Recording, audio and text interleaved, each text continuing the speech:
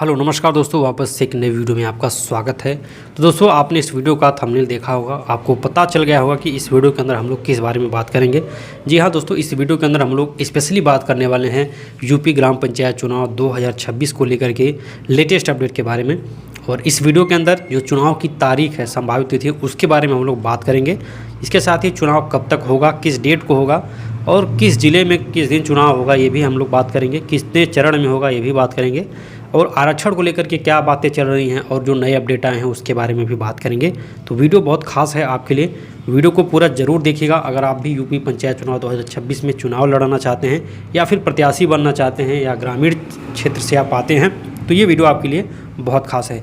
Video को like कर दीजिए, चैनल को सब्सक्राइब करिए। चलिए स्टार्ट करते हैं। तो दोस्तों, आपको पता ही होगा यूपी में एक तरीके से त्रिस्तरीय पंचायत चुनाव होंगे, जिसमें ग्राम पंचायत प्रधान का चुनाव होगा, बीडीसी का चुनाव होगा, इसके साथ ही जिला पंचायत प्रत्याशी का चुनाव होगा।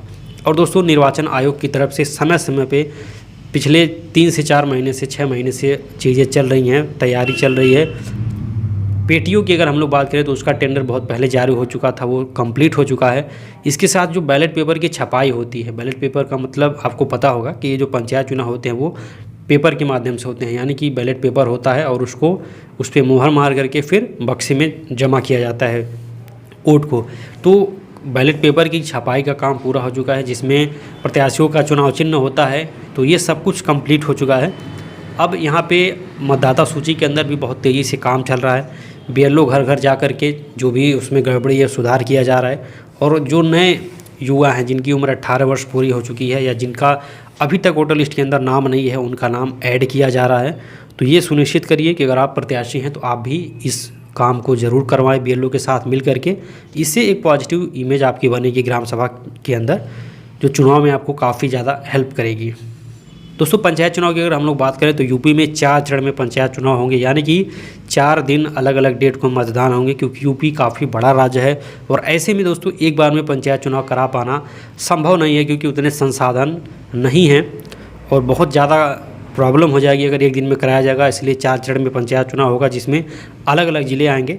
तो पहले चरण की अगर हम लोग बात करें, जो संभावित तिथि है उसका जो नामांकन होगा प्रत्याशियों का, वो 3 से 4 अप्रैल के बीच में होने की संभावना है।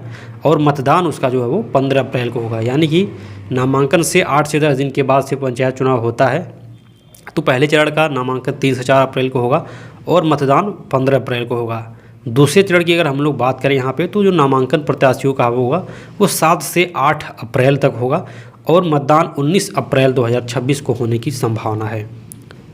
तीसरे चरण की अगर हम लोग बात करें तो जो नामांकन है वो 13 से 15 अप्रैल के बीच में होगा और मतदान 26 अप्रैल को होगा, ये तीसरे चरण में। और चौथे चरण की अगर हम लोग बात करें तो नामांकन जो प्रत्याशियों का होगा वो 17 से लेकर के 18 अप्रैल के बीच में नामांकन होने की संभावना है और जो मतदान है वो 29 अप्रैल 2026 तक हो सकता है। तो ऐसे में जो चारों चरण हैं उनकी जो संभावित तिथि है यही होने वाली है। अब यहाँ पे दोस्तों बात कर लेते हैं कि किस चरण में कौन कौन से ज़िले आने वाले हैं। और आपका जो भी ज़िला होगा, आप अपने ज़िले का नाम कमेंट कर सकते हैं वीडियो के नीचे। तो पहले चरण में जहाँ पे चुनाव होगा यूपी के किन जिलों में, वो आप समझ लीजिए। जो पहले चरण में ज़िले आने वाले हैं वो है गाज़ियाबाद, सहारनपुर, रामपुर, बरेली, हाथरस, आगरा, कानपुर नगर, प्रयागराज, महोबा, रायबरेली, झांसी, अयोध्या, हरदोई, श्रावस्ती, गोरखपुर, जौनपुर, भदोही, संत कबीर नगर। ये जितने ज़िले हैं यहाँ पे पहले चरण में चुनाव होगा। तो आपको कमेंट करके बताना है कि आपके यहाँ कौन से चरण में चुनाव होगा और आपका ज़िला कौन सा है।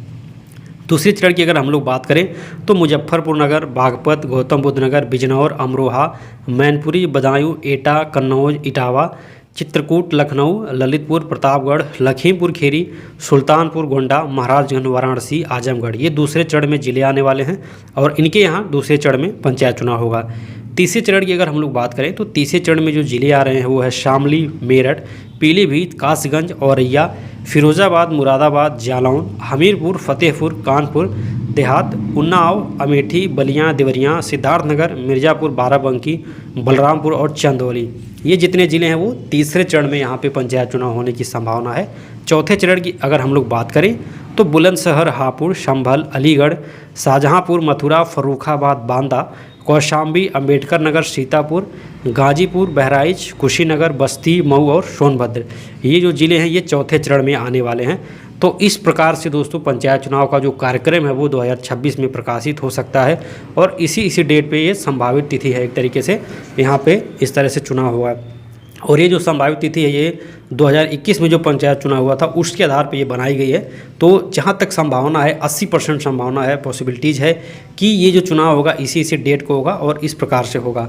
और यहीं पे 1 महीने का समय पूरा लगने वाला है चुनाव में, यानी कि पूरा जो अप्रैल है वो मतदान में चला जाएगा और जो दोस्तों मतगणना होगी वो 2 मई 2026 को होने की संभावना है। तो एक तरीके से आप कह सकते हैं कि मई 2026 में पंचायतों में जो नए प्रधान हैं वो लोग अपना शपथ ग्रहण करके अपना भार ग्रहण करेंगे, पदभार, और काम अपना शुरू करेंगे। तो दोस्तों ये संभावित तिथि है और इस डेट को इस तरीके से सारी चीज़ें होंगी। बाकी नामांकन में भी इस बार कुछ बदलाव किए गए हैं दस्तावेज में। आप 8वीं पास होने चाहिए, 2 से अधिक बच्चे नहीं होने चाहिए और वोटर लिस्ट में आपका नाम होना चाहिए। इसके साथ आपके पास जो भी डॉक्यूमेंट अभी नहीं है उसको आप लोग बनवा लीजिए, क्योंकि नामांकन में अगर कोई भी डॉक्यूमेंट गलत पाया जाता है तो आपका नामांकन रद्द हो जाएगा और आपकी सालों की मेहनत जो आप 2 साल 3 साल से ग्राम सभा के अंदर लगे हुए हैं पंचायत चुनाव लड़ने के लिए वो आपका ख़राब हो सकता है। इसलिए दोस्तों दस्तावेज आप सब कुछ रेडी कर लीजिए और वोटर लिस्ट में समय समय पर नाम चेक करते रहिए, बीएलओ के संपर्क में रहिए, अपना नाम वोटर लिस्ट में आप चेक करते रहिए क्योंकि होना चाहिए अगर आप चुनाव लड़ेंगे। इसके साथ दोस्तों पंचायत में प्रचार प्रसार आप जम के करिए, क्योंकि अभी से 5 से 6 महीने का समय है और आप एक अच्छा मुद्दा बना करके अगर चुनाव करते हैं, प्रचार करते हैं तो तैयारी आपकी अच्छी हो सकती है। और इसके साथ आपको दोस्तों गांव में ये भी जानना चाहिए कि आपके गांव में अभी फ़िलहाल में कौन कौन सी योजनाएं चल रही हैं और 5 साल के अंदर कितना विकास कार्य हुआ, कौन कौन सी योजनाएं आई, कितना कहाँ पे नाली बनी, रोड बनी। तो इन सब की जानकारी के लिए लोग आरटीआई लगाते हैं, लेकिन अभी चुनाव नज़दीक में है तो दोस्तों आरटीआई का जवाब नहीं मिल पा रहा है। तो ऐसे में अगर आप अपने ग्राम सभा में जितने भी काम हुए उसकी जानकारी लेना चाहें तो आप हमारे माध्यम से ये सारी जानकारी ले सकते हैं और 1 दिन के अंदर हम आपको ये सारी चीज़ें उपलब्ध करवा देंगे आपके व्हाट्सएप पे। और उस लिस्ट का थोड़ा चार्ज लगता है जो आप पेमेंट करने के बाद आपको मिल जाएगा। तो मनरेगा में जितने काम हुए हैं, चाहे वृक्षारोपण हो, चाहे तालाब का सुंदरीकरण हो, 15वां वित्त राज्य वित्त के अंदर नाली, खड़ंजा, हैंडपम्प, रिबोर, स्ट्रीट लाइट, ये सारी चीज़ें हैं। और जो भी गांव में खर्च होता है, आवास कितने लोगों को मिल रहा है, पेंशन कितने को मिला है, शौचालय कितने लोगों को मिला, ये जो सारी जानकारी है, ये जो सारी लिस्ट है वो सब कुछ उपलब्ध हो जाएगा। A to Z जितनी भी योजनाएँ गाँव में आती हैं। तो देर बिल्कुल मत कीजिए, अगर आप प्रत्याशी हैं तो आप इन सब चीज़ों को ले करके, और जो काम ऐसे हुए हैं आपके ग्राम सभा के अंदर जो सिर्फ कागज़ में दिखा करके पैसे निकाले गए हैं, ज़मीनी स्तर पर नहीं हुआ है, तो उन सब की लिस्ट को आप एक अच्छा मुद्दा बना के प्रचार प्रसार कर सकते हैं। और अगर आपके गांव में बहुत ज़्यादा घोटाला हुआ है तो फिर आप उस हिसाब से जांच भी करवा सकते हैं। तो ये कागज़ बहुत इंपॉर्टेंट है उनके लिए जो लोग चुनाव लड़ना चाहते हैं, प्रत्याशी हैं, और एक अच्छा मुद्दा आप इसका बना सकते हैं। बाकी दोस्तों वीडियो के अंदर इतना ही, मिलते हैं दूसरी नई वीडियो में, तब तक के लिए टाटा बाय बाय।